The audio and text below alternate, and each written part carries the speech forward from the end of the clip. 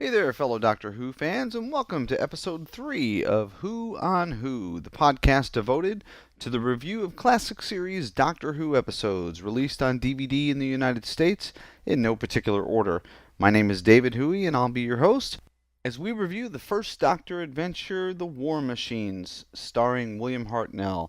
But before we get into that today, I have a couple of announcements. First of all, this little podcast that could, which it now has a grand total of 3 episodes after this recording, has a grand total of 102 subscribers. Yes, thank you. Thank you very much, all 102 of you, for subscribing to this show and giving me a shot. Thank you so much. I am just completely overwhelmed, and I would really seriously love to hear from more of you. But on that note, I believe that I actually have some email. Here's the mail, it never fails. It makes me want to wag my tail. When it comes, I want to wail. My first email comes from Steve Dye in Texas. Hello, Steve. Steve writes in, "Hey, David, I'm really enjoying your podcast. Wanted to give you the thumbs up. Your second episode was great, as Four to Doomsday was my first episode of Doctor Who that I watched in full. I started with Tom Baker with Warrior's Gate, but never saw a full episode until Doomsday. You have a great speaking voice and seem a natural.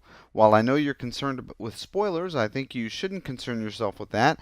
I think most of your listeners will have seen the classics. Also, I wish it was longer, but that's just because you do such a great job." Well, thank you, Steve. I really appreciate the compliments very much.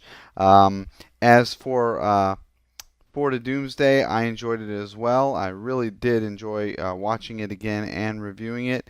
And I'm trying to keep the episode length down as much as I can. But I did notice that the second episode ran about, a little over 20 minutes, and the first episode ran just a little over 10. So hopefully that's not a trend here, and I'm not going to be doubling in size every episode, or I'm going to run out of server space, and most of you are probably going to run out of patience. But we'll try to keep it around the 20 to 25 minute length, if at all possible. But thank you, Steve, for the nice compliments there. And this next email comes from Dave Hingley. Dave writes in, "Hi David, like the review of Four to Doomsday. You're right about the crowded TARDIS. A lot of early Davisons suffered because there were too many companions trying to do very little, and the writers seemed to want to come up with new ways of temporarily removing a character. It's possible that the optimum number of companions would be 2, although, having said that, Hartnell's TARDIS was also crowded, but then they seemed to do everything together. I always thought that Tegan was a little too overly dramatic, always flouncing away, like in Four to Doomsday or Resurrection of the Daleks, often for no good reason, and her attempts to pilot the TARDIS are a good example of that. But I thought the TARDIS controls were isomorphic, which meant that they could only be operated by the Doctor. Which raises another question. In Castrovalva, how does Tegan coordinate? The Doctor tells her that she has to be the coordinator, yet in the very next story, Four to Doomsday, she can't fly the TARDIS for toffee. Love Tegan's drawing skills. With a quality of line like that, she should have been an artist rather than an air stewardess. She was completely wasted there, much better suited to being an artist or a fashion designer. She could have flounced and it would have been in character. It's a little tricky to flounce out of a plane at 30,000 feet. Incidentally, some more Davison trivia. Sandra Dickinson, yes, I did get that name right on the when I was reviewing the extras in the last episode, was Trillian in the Hitchhiker's Guide to the Galaxy TV series, written by Douglas Adams. Peter Davison also featured as the dish of the day in Milliways in that same series. Also, in keeping with the general sci-fi-ness of it all, Peter and Sandra also wrote and performed the theme song for 1980's TV classic Button Moon. Funny, but he hardly ever mentions it. Well, Dave, thank you very much. I do want to address some of the things in your email. I'm just going to go back to your first point regarding William Hartnell having a crowded TARDIS. He did early on have 3 companions. He had his granddaughter, Susan, and then he had Ian Chesterton and Barbara Wright, the 2 school teachers. However, I think, and I'll have to go back and look at the few episodes that I have, in general, most of those adventures consisted of more chapters, more serial serialized chapters in there. So rather than something like Four to Doomsday, which was only 4 parts long, most of the early Hartnell episodes were, I think, 5 or 6 parts. And I believe extending the story like that does give a little bit extra time to flesh out the characters, to give the companions a little bit more to do. I think when you squeeze the time of the episode down, it really, really constricts what you can do when you've got that many quote unquote regular characters. As for Tegan, I agree with you completely. I did say in the last episode that I thought her running into the TARDIS and pushing buttons at random and trying to read the manual and all that in a state of panic was probably the dumbest thing I'd ever seen a companion do. And I don't care who you are. I don't if you're that panicky, you've got to stop and go, wait a second. The doctor can't pilot this thing. What shot do I have? And you bring up a very interesting point about the controls to the TARDIS being isomorphic. I'd forgotten about that when I did the review, but that is actually been mentioned before on Doctor Who in some episodes, and other episodes seem to kind of gloss over that or forget it for sake of the story. So I think that one's going to have to be handed over to the canonicity police, and they're going to have to figure out which is which. I think we probably just have an issue there where it didn't suit the story, so they just decided not to worry that much about it.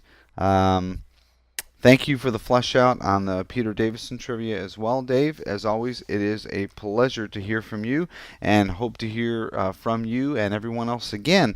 If you do have comments, remember to email me at Doctor Who, that's dr.hoo@charter.net.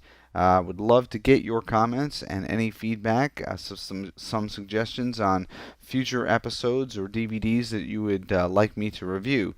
And as a special note, my next episode I'm going to be reviewing the Patrick Troughton adventure Tomb of the Cybermen. One of the gentlemen that wrote in, that emailed into me, Steve Dye, is going to be my guest co-host, and Steve and I are going to discuss the episode together, and I'm going to tap into the 22 years worth of Doctor Who trivia that Steve's wife has decided she doesn't want to listen to anymore, but he's more than happy to share with us. So looking forward to that as well. Now let's go ahead and get the TARDIS controls set for June 23rd, 1966. The first part of the 4-part serial, The War Machines, began airing on that night. So let's get going here. Everyone grab onto something, hold on tight, and here we go with War Machines.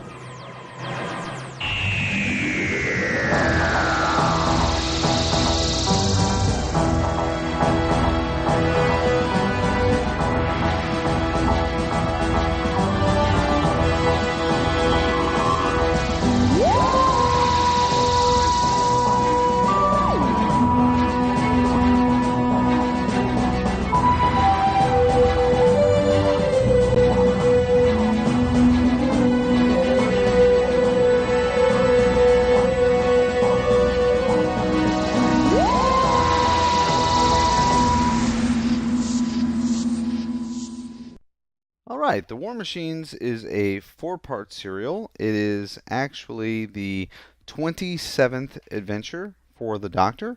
It was broadcast in 4 parts starting on June 25th, 1966, and the 4th part aired on July 16th, 1966. And while I was doing my research here, that caught my attention because the last serial aired on July 16th, and I was actually born 2 days before that, on July 14th, 1966. So it was a real interesting insight for me to watch The War Machines and look at quote-unquote contemporary society, although it's British society, not American, but still the fashion trends, music, that sort of thing, and realize that this was happening within months and days of me coming into the world. So I enjoyed that aspect as well. On a personal note, in this adventure, the Doctor's traveling companion is Dodo Chaplet. Dodo, I believe, was in 5 stories with the Doctor. But this is actually her last story. And as an interesting note, I think of all the companions that I have ever seen in Doctor Who, some of which I've enjoyed, some of which I haven't, this story doesn't give Dodo enough for me to decide one way or the other how I feel about her. But I will say that she does have the most unceremonious departure of any Doctor Who companion, I think, in the history of Doctor Who. She's there due to a certain event in the story. She is affected by something. The Doctor helps her. She goes off to rest, and that's the last that we ever see of Dodo. Um, Also in this story is Professor Brett, who is the creator of Votan. Votan is the first computer to be able to think for itself. It's spelled Wotan. They pronounce it Votan. And the acronym actually spells out Will Operating Thought Analog. And in this story, Votan, the computer, who is self aware and intelligent, has decided that human beings are not able to do anything more with the planet Earth than they've already done. So Votan decides to, after he is connected to all the other computers in the major cities on Earth, that he's going to basically take over via the use of some, well, I don't know if you call them mini tanks or well, he calls them war machines, and that's pretty much what they are. They're mobile robots that are built to be able to attack and perform his wishes for him about eradicating the human race.